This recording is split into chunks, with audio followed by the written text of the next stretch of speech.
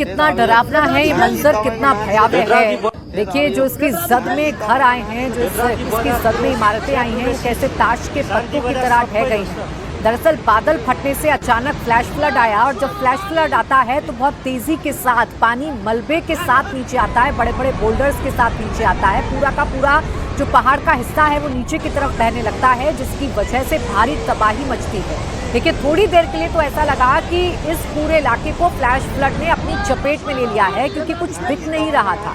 ये जो हम कह रहे हैं आपको कि ब्राउन रंग का ये धुआं, दरअसल ये मिट्टी है, ये बड़े बड़े बोल्डर्स हैं, ये पानी है जो जब अपना रौद्र रूप लेता है तो इसी तरीके के हालात देखने को मिलते हैं, इसी तरीके का भयावह मंजर देखने को मिलता है। दरअसल मानसूनी सीजन में ये प्रहार नेपाल में हुआ है, जहां फ्लैश फ्लड से भारी तबाही मची है। और फ्लैश फ्लड के बाद का तस्वीर भी हम आपको दिखा रहे हैं कि कैसे पूरा का पूरा इलाका सपाट हो गया। ये जो फ्लैश फ्लड है ये सब कुछ अपने साथ बहा कर ले गया, पूरे के पूरे इलाके को समतल कर दिया।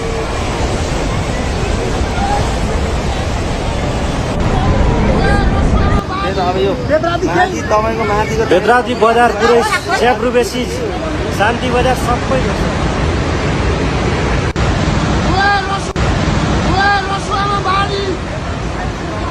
बेदराजी बजार पुरै स्याब्रु बेसी शान्ति बजार सबै ध्वस्त।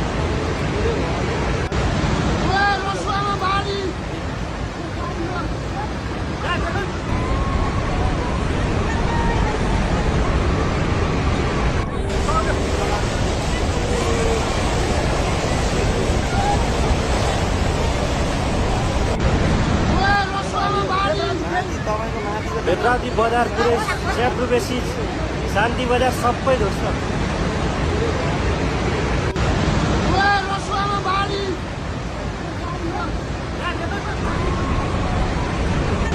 तो नेपाल के रसुआ से दिल दहला देने वाली तस्वीर सामने आई है और जानकारी ये है कि इस भयावह मंजर के बाद अब इस इलाके का काठमांडू से संपर्क भी टूट गया है। वहां के प्रधानमंत्री अब आपातकालीन बैठक कर रहे हैं और हालातों पर नजर बनाए हुए हैं।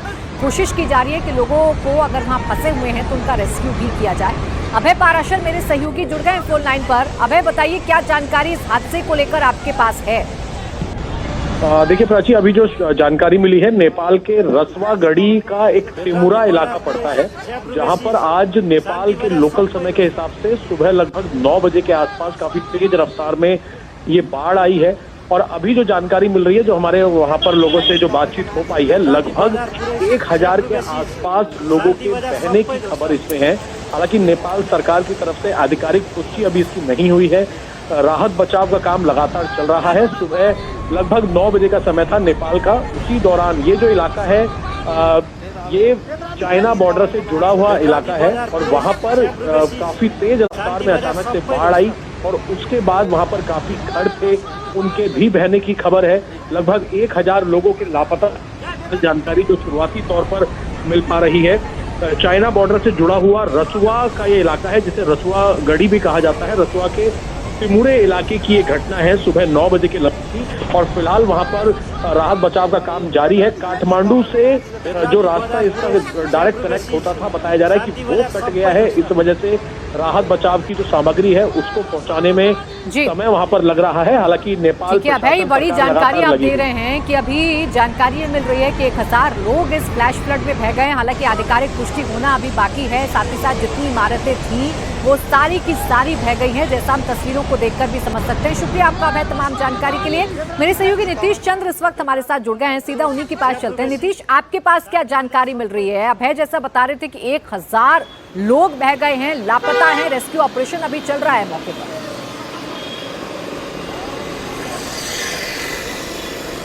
देखिए, आधिकारिक जानकारी इसको लेकर अभी नहीं आई है कि कितने बड़े पैमाने पर नुकसान हुआ है, लेकिन जो अभी जानकारी मिल रही है कि सुबह 9 बजे तिब्बत में ये बाढ़ आई थी। ग्लेशियर बस्ट करने से जो वहाँ से सैलाब एक तरह से आगे आया, उसने नेपाल के रसुआ जिले में तबाही मचाई है और वहाँ पर आसपास के इलाके में काफ़ी नुकसान हुआ है।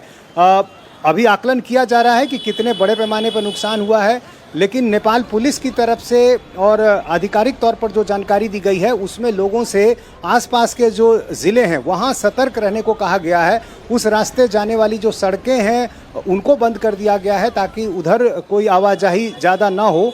और जो पुलिस कैंप कार्यालय हैं, 3 ऐसे कार्यालय हैं, उनको नुकसान हुआ है। इसके अलावा आसपास की जो बाजार हैं, दुकानें हैं, वहाँ भी नुकसान हुआ है। तो अभी मोटे तौर पर आकलन किया जा रहा है, लेकिन बिल्कुल नीतीश, देखिए नुकसान तो बड़ा होगा। जो तस्वीरें आ रही हैं वो बड़ी भयावह हैं। पूरी की पूरी घाटी धुएं के गुब्बार से भर जाती है और तेज फ्लैश फ्लड आता है और हम देख रहे हैं जितनी इमारतें इसकी जद में आ रही थी वो ताश के पत्तों की तरह बह जाती हैं। तो नुकसान ज्यादा हुआ होगा। अब इस नुकसान का आंकलन किया जा रहा है। साथ ही साथ लोगों को भी ये कहा जा रहा है कि सतर्क रहें, इस इलाके में ना जाएं, यहाँ से आवाजाही ना करें, क्योंकि ऐसे एरिया बड़े रिस्की हो जाते हैं। दोबारा से फ्लैश फ्लड आने की जो गुंजाइश है वो रहती है। शुक्रिया आपका नीतीश तमाम जानकारी के लिए।